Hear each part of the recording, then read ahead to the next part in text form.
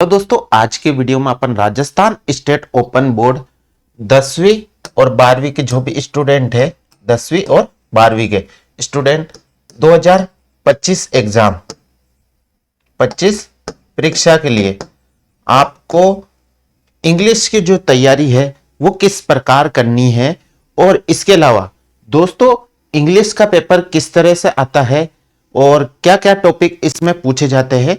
दोस्तों आज की वीडियो में अपन जीरो लेवल से कहां से जीरो से लेके पूरा जो हाई लेवल है वहां तक की अपन बात करने वाले हैं। कहां से जीरो लेवल से लेके जिसको अंग्रेजी में जीरो आता है, ठीक है, कुछ भी तैयारी नहीं करी है, यानी जिसकी तैयारी बिल्कुल जीरो है, और कहां तक बात करेंगे हाई लेवल तक, यानी पूरे में से पूरे मार्क्स आपको लाने हैं।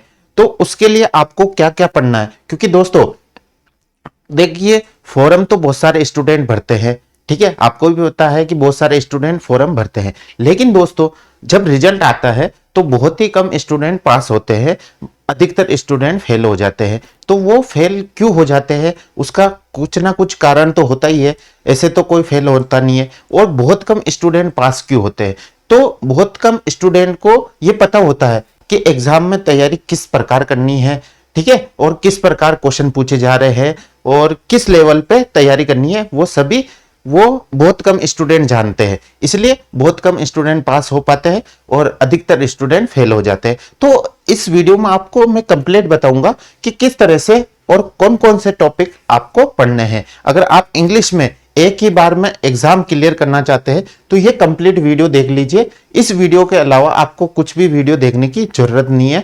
दोस्तों अगर ये वीडियो आपने कंप्लीट देख लिया तो इंग्लिश में मैं 100% गारंटी के साथ कहता हूं कि आप बिल्कुल एक ही बार में क्लियर हो जाओगे, यानी पास हो जाओगे और अच्छे मार्क्स भी लेके आओगे। ठीक है दोस्तों, अगर अभी तक आपने कुछ भी पढ़ाई नहीं करी है, जीरो पढ़ाई करी है, तो भी आप ये वीडियो देख लीजिए, बिल्कुल 100% आप आसानी से पास हो जाओगे। ठीक है, तो आज का वीडियो 10वीं और 12वीं के लिए दोनों के लिए होने वाला है। 10वीं के लिए अलग से वीडियो नहीं बनाया जाएगा, ना ही 12वीं के लिए अलग से वीडियो बनाया जाएगा। दोनों के लिए अंग्रेजी के जो टॉपिक है और कैसे पढ़ना है, किस तरह से आपको टॉपिक कवर करने हैं, वो मैं स्टेप बाय स्टेप आपको कंप्लीट बताऊंगा। ठीक है दोस्तों, तो इसलिए दोनों के लिए ये वीडियो है बहुत ही महत्वपूर्ण होने वाला है। और दोस्तों इस वीडियो को अधिक से अधिक आपके फ्रेंड्स के साथ शेयर करना है। दोस्तों अधिक से अधिक लाइक करना है और चैनल पर नए हो तो सब्सक्राइब कर दीजिए। अदर सब्जेक्ट के भी वीडियो जल्द से जल्द अपलोड हो जाएंगे। ठीक है फ्रेंड्स, तो अब बात कर लेते हैं कि इंग्लिश की आपको तैयारी किस प्रकार करनी है। ठीक है, तो सबसे पहले इसको समझ लेते हैं अपन। ले दोस्तों समझते हैं कि इंग्लिश का जो पेपर है 10वीं के लिए और 12वीं के लिए, 10वीं के लिए और 12वीं के लिए, देखिए दोस्तों दोनों के लिए जो पेपर है वो 100 मार्क्स का होता है। कितने नंबर का होता है? 100 नंबर का आपका पेपर होगा। ठीक है, 100 नंबर का पेपर होगा, उसमें से दोस्तों पूरे 100 मार्क्स का ही आपका पेपर होगा। इसमें से दोस्तों 90 का तो आपका सैद्धांतिक पेपर रहता है और 10 मार्क्स के आपके सेशनल मार्क्स यानी सत्रांक रहते हैं। अब ये जो सेशनल मार्क्स है, अगर आपने पीसीपी कंप्लीट कर लिया है तो ये 10 मार्क्स के आपको नंबर मिल जाएंगे। अगर आपने पीसीपी कंप्लीट नहीं करा है तो ये 10 मार्क्स तो आपके यहां से चले जाएंगे। इसलिए दोस्तों अगर आपने अभी तक पीसीपी कंप्लीट नहीं करा है तो कंप्लीट कर लीजिए, और अगर आप हमसे कंप्लीट करवाना चाहते हैं तो व्हाट्सएप में मैसेज करके आप बता सकते हैं, वहां से आपका पीसीपी कंप्लीट कर दिया जाएगा। तो 10 मार्क्स तो आपके यहां से पीसीपी से मिलने वाले हैं। ठीक है, अब बाकी बचे आपके पेपर के। अब पेपर में से आपको यहां से जो पासिंग मार्क्स है, यानी पासिंग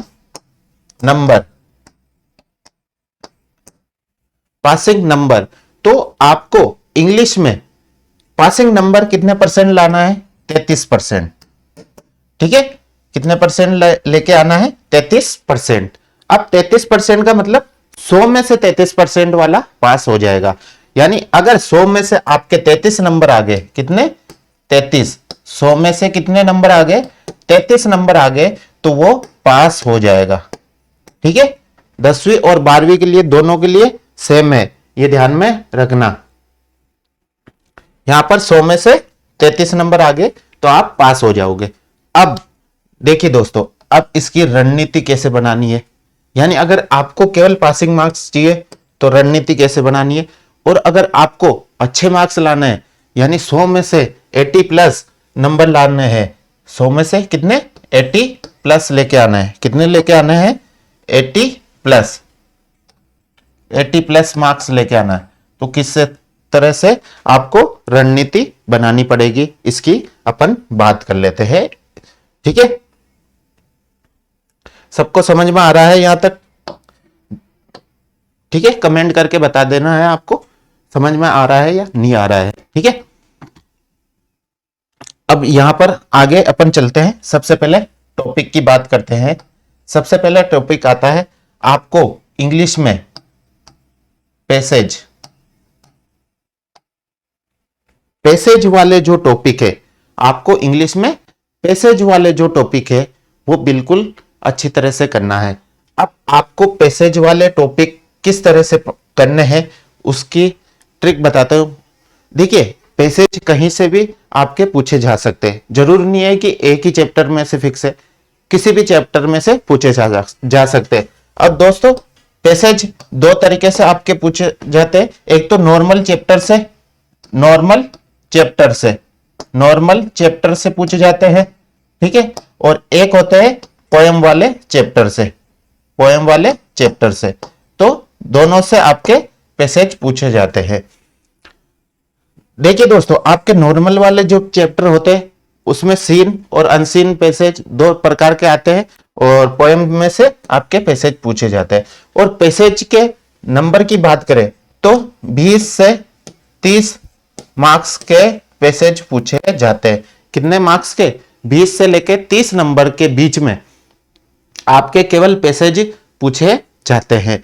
तो आपको पैसेज की तैयारी किस तरह से करनी है? देखिए, पैसेज की आप जितनी ज्यादा प्रैक्टिस करोगे तो आपके पास पासबुक होगी, या फिर आपके पास जो बुक्स है, पासबुक है या 1 वीक सीरीज है, तो उसमें से जो पैसेज दे रखे हैं उनकी पैसेज की प्रैक्टिस करिए। जितनी आप प्रैक्टिस करोगे उतना आप पैसेज करना सोल्व सीख जाओगे, क्योंकि इसमें पैसेज में जितनी प्रैक्टिस होगी आपकी उतना ही आपको पता चलेगा कि पैसेज में किस तरह से क्वेश्चन पूछे जा रहे हैं, और क्वेश्चन तो जो पूछे जा रहे हैं उसके अलावा उनके आंसर कैसे दिए जा रहे हैं। पैसेज में आपको यही ध्यान में रखना है कि जो आप पैसेज की प्रैक्टिस करोगे, जितने ज्यादा पैसेज की प्रैक्टिस करोगे तो उसमें ध्यान में रखना है कि उस क्वेश्चन का आंसर किस तरह से दिया जा रहा है पैसेज के अंदर से।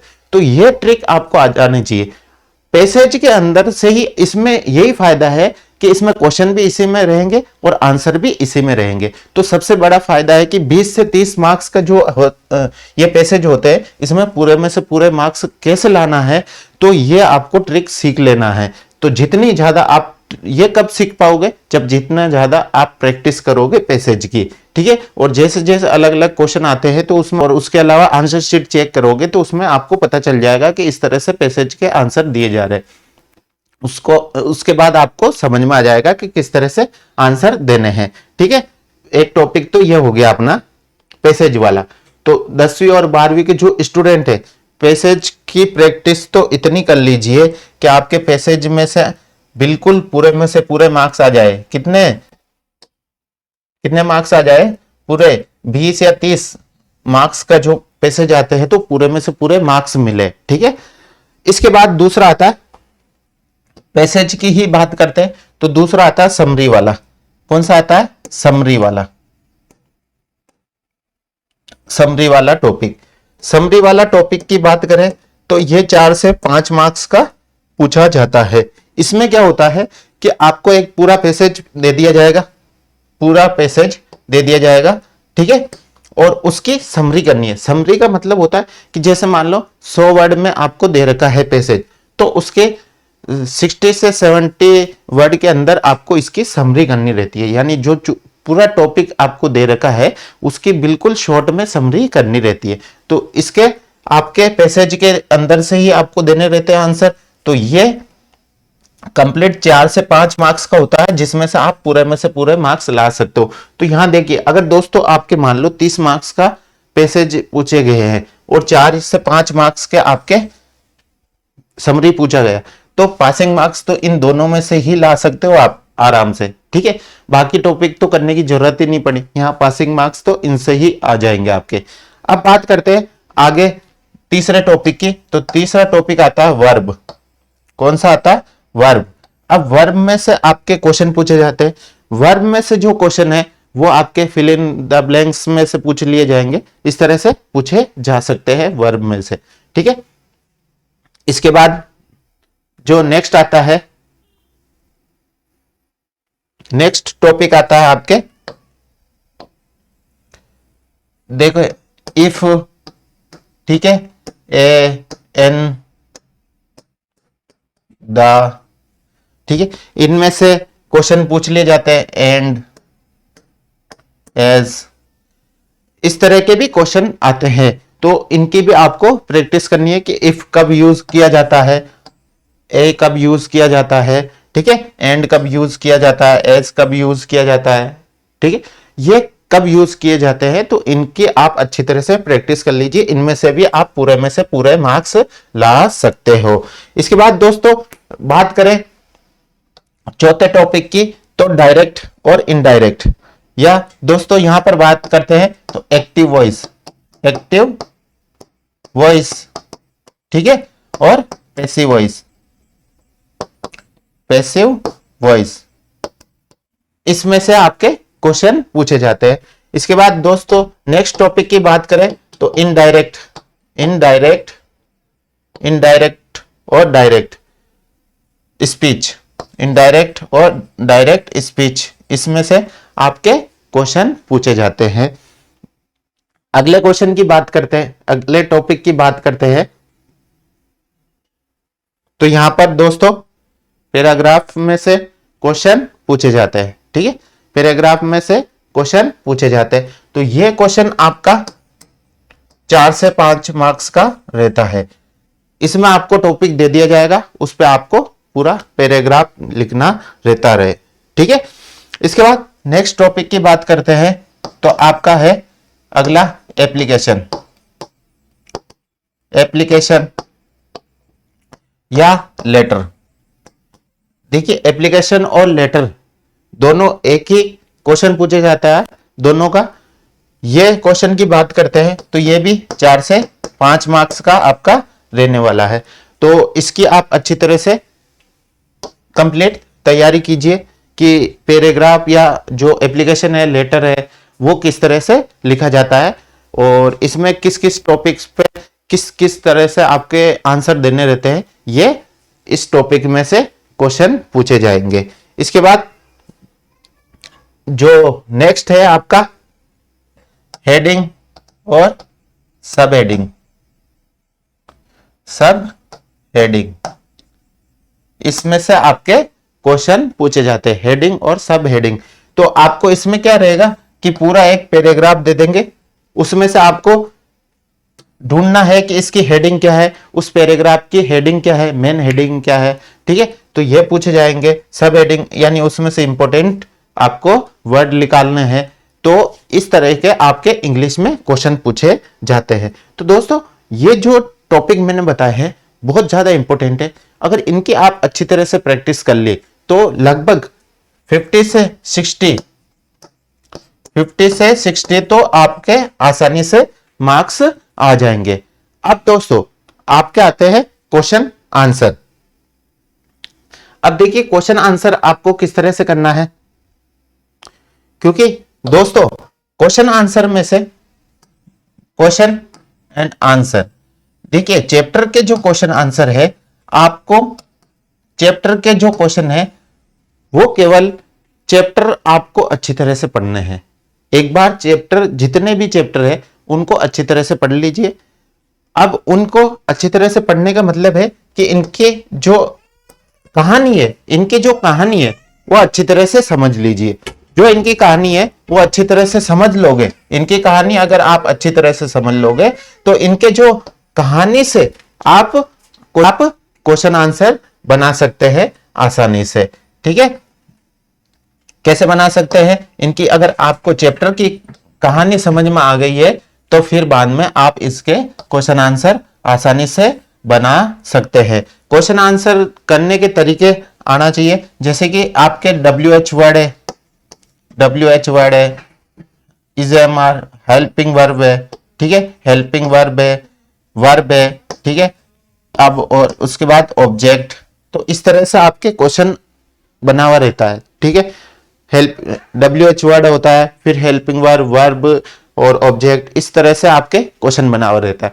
तो उसका आंसर देने का तरीका है कि ऑब्जेक्ट आपको ढूंढना है, ऑब्जेक्ट को सबसे पहले लिखना है आंसर देते वक्त, फिर हेल्पिंग वर्ब आएगी, ठीक है, फिर जो भी वर्ब है, तो इस तरह से आंसर दिए जाते हैं। ठीक है दोस्तों, ये आंसर देने के कुछ तरीके होते हैं इंग्लिश में, वो आपको आने चाहिए। तो इस तरह से आप इंग्लिश में तैयारी करके अच्छे में से अच्छे मार्क्स ला सकते हैं।